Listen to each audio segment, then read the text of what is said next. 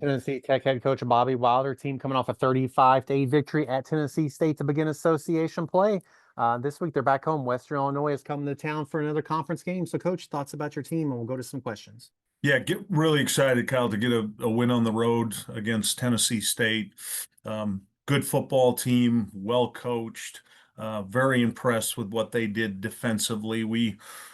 We caused them to have a lot of issues on offense, but very impressed with what they did defensively. And as I told the team right after the game, anytime you can open in league play on the road and get a 27-point win, that's really good for your program. We played hard, we played physical, really liked what we did at the line of scrimmage. That was the area that was critical. Our defense held them to 49 yards on 33 carries. And then conversely, we had 281 yards rushing. So clearly, this game was won at the line of scrimmage. We didn't have the normal amount of passing production that we normally have, although it was great to have Noah Robinson with 7 catches and just an incredible touchdown in this game. Again, credit to them. Defensively, they did a good job. The game was 21-0 at half, and then it was very unusual third quarter. They ran 26 plays.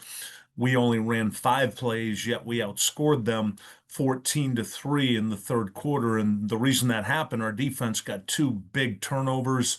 One of them, we took the ball over on their 18-yard line, scored in 2 plays, and then they had a 13-play drive, and Andrew Smith intercepts the ball, takes it back 94 yards for a touchdown. So they ran almost all the plays in the third quarter, and yet we scored almost all the points. So overall, really good win. Pleased with our team.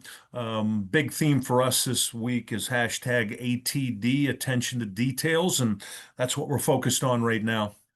Um, your first road game you mentioned, like, did the players hadn't been together learn like this is what we do on the road? It's only an hour and a half away, hour and 15 minutes, but was it good to like let them see this is what we do on our road trip? Yeah, and it definitely helps if your first away game is at an NFL stadium. We played at the home of the Tennessee Titans, so all the benefits that come with an NFL locker room, NFL coaches locker room. I got spoiled, had my own head coach's locker room, which I don't think that's going to happen again, Kyle, on the road this year. But certainly to your point, and your question you asked, it's getting everybody used to how we travel, how do we do it, what are the protocols that we have, and everybody in the organization handled it really well. We call it a business trip, if you will. We're going there to win a game, but we also want to have a good experience and a good trip together. I want to ask you about Andrew's interception that you said. I mean, it was basically perfectly to him. He made a great play, but I don't know if it'll be any easier for him the rest of the year getting the pass like that and taking it all the way.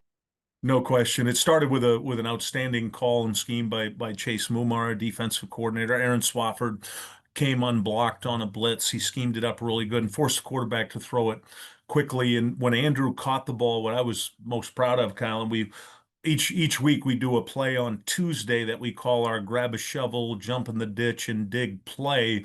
That's an extra effort play that either one person or a group of people do. And that was the play this week. Andrew Smith's interception. We had 8 guys that ended up running 95 yards down the field to throw blocks, get in front. Tyler Swan, one of our 300-pound D lineman, ran 95 yards and was going in the end zone at the same time as Andrew Smith. So that makes you really proud as a head coach when your players they want to win that award. They know it means it's about maximum effort. Tomorrow on Wednesday, we do our version of what we call the heavyweight division. That's reserved for the big guys, the O-line and D-line. But that was certainly an impactful play, Kyle, because that play put us up 35-0, and they were going into score. And then now you go the length of the field, and it's like a 2 touchdown difference. Aaron Swafford does things that just don't always show up in the stats, right? But he did have 8 tackles, 2.5 TFLs, and a half a sack. So, and 2 quarterback hurries. So he continues to fill the stat sheet. He does. He's such an impressive person, player, student. He and Tim Koutras are both 2-year captains. They were captains last year as juniors, and what they both have done, Koutras and Swafford, is just so impressive to see how they lead, how they carry themselves. And to your point, Aaron He's impactful in so many different ways, getting us lined up front, getting us in the right defense. He'll sacrifice himself so somebody else can make a play. He's one of those unselfish players that as a coach you just have so much pleasure in coaching them. He's one of the smartest players I've ever coached.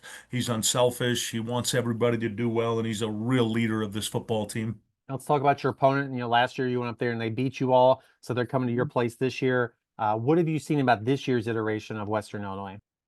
Yeah, they've certainly got our attention. That was a last year. That was a dominant performance by them. They beat us 37-21.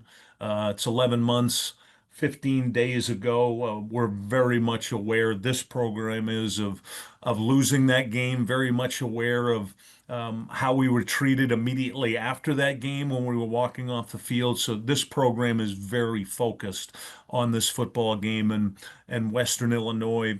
Typical, Kyle, of a lot of teams in this league, their early schedule. They got beat up having to play two money games at Illinois Northwestern.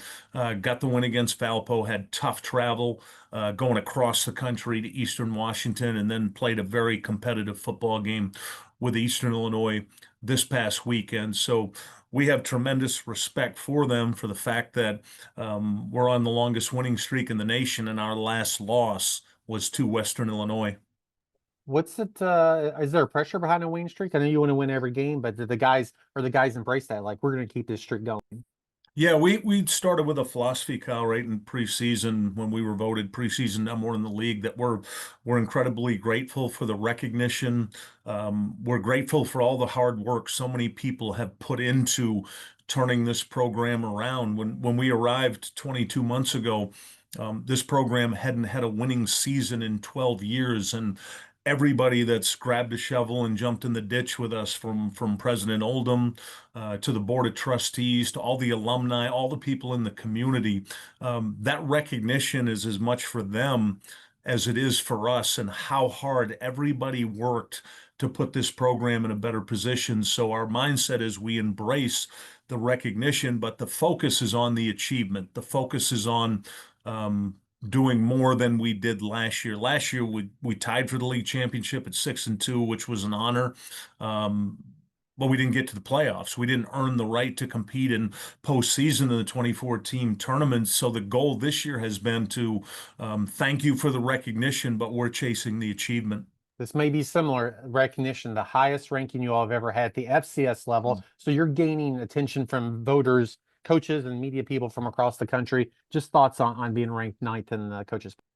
Yeah, that's awesome. That's such a proud moment for everybody at Tennessee Tech. I'll mention President Oldham again, who's been here for he'd been here for 12 years. They hadn't won. He got here in 2012 after Watson Brown and that 2011 team went 7-4, won the league, and played Central Arkansas in the first round of the playoffs. So he'd never seen a winning football team, and albeit we were only 7-5 last year, that was, for that man, that was his first winning season, and honor and a privilege to give him a championship ring for tying for the conference. So there's so many people, Kyle, that haven't seen this before. So to be recognized, as you just mentioned, number 9 in the coaches poll, that's never happened in the 104-year history of Tennessee Tech football. To be 4-0, the last time that happened was 1977. So that's 48 years ago. So there are a lot of really exciting accomplishments that are happening right now, and this is so good for everybody associated with the program. So many alumni, Kyle, that I talk to each week that are so damn proud of this, and they're excited to represent now, to wear their Tech gear, and they ask, what can I do to help be more supportive? So our philosophy to both your questions you ask is to be grateful for the recognition and keep our eye on the achievement. Well, appreciate it, Coach. Best of luck this weekend. We'll talk to you again next week. You got it. Thank you, Kyle. Appreciate